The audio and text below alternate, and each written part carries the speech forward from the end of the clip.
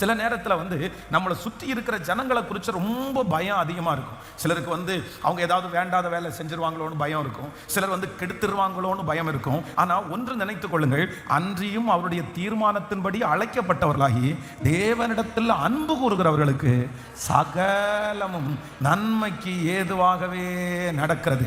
அவருடைய அனுமதி இல்லாமல் ஒரு தலை மயிர் ஆகிலும் கீழே விழுவது இல்லை. மனுஷனுக்கு பயப்படுகிற பயம் கண்ணியை வருவிக்கும். அப்போ இன்றைக்கு முதலாவதாக எதற்காக ஜெபிக்கணும்னா, ஆண்டவரே எனக்கு எந்த ஜனத்தை குறிச்சும் எனக்கு என்ன இருக்கக்கூடாதுன்னா பயமே இருக்கக்கூடாது.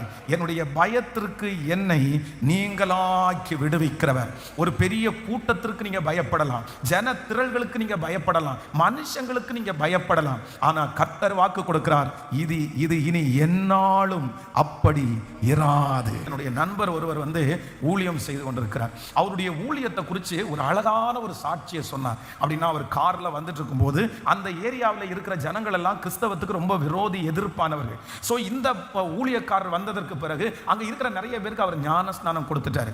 இந்த ஞானஸ்நானம் கொடுத்த செய்தியை கேள்விப்பட்ட உடனே இவர் எந்த நேரத்திலிருந்து வீட்டிலிருந்து புறப்பட்ட அந்த கிராமத்துக்கு வருவாரோ கரெக்டாக அந்த நேரத்தை அவங்க பார்த்துட்டு இருந்துச்சு. ஒரு 20-25 வாலிபர்கள் கையில் பெரிய பெரிய கட்டைகளோடு அவர் தனியாக காரில் வரும்போது அத்தனை பேரும் சூழ்ந்து கொண்டாங்க.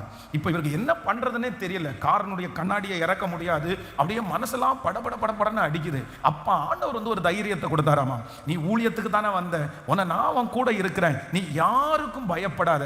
உடனே அந்த கார்லயே அவர் ஒரு ஜெபம் பண்றாரு. திடீர்னு அந்த நேரத்தில் போலீஸ்காரங்களுடைய ஜீப் அந்த இடத்துல நின்று அந்த பாஸ்டர் அப்படியே அழகா பாதுகாத்து நீங்க போங்க அப்படின்னு அனுப்பிவிட்டு அந்த மனிதர்களை பேசி அனுப்பிட்டாங்க.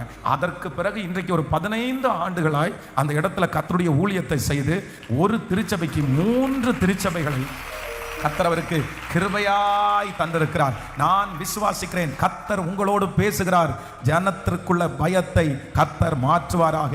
எல்லா ஜன கூட்டத்திற்கும் முன்பாகவும் நீங்கள் நிற்கக்கூடிய ஒரு தைரியத்தை கர்த்தர் உங்களுக்கு தருவார். வெகு சீக்கிரத்திலே ஜனங்களுக்கு முன்பாக நீங்கள் தைரியமாய் நிற்பீர்கள்.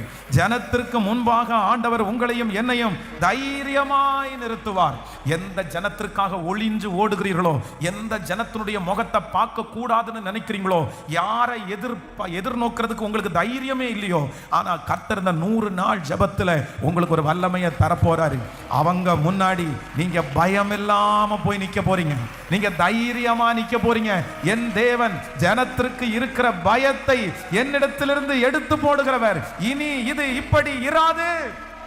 ஹல்லேலூயா. கைகளை உயர்த்தி சொல்லுங்க பார்க்கலாம். ஆமென்.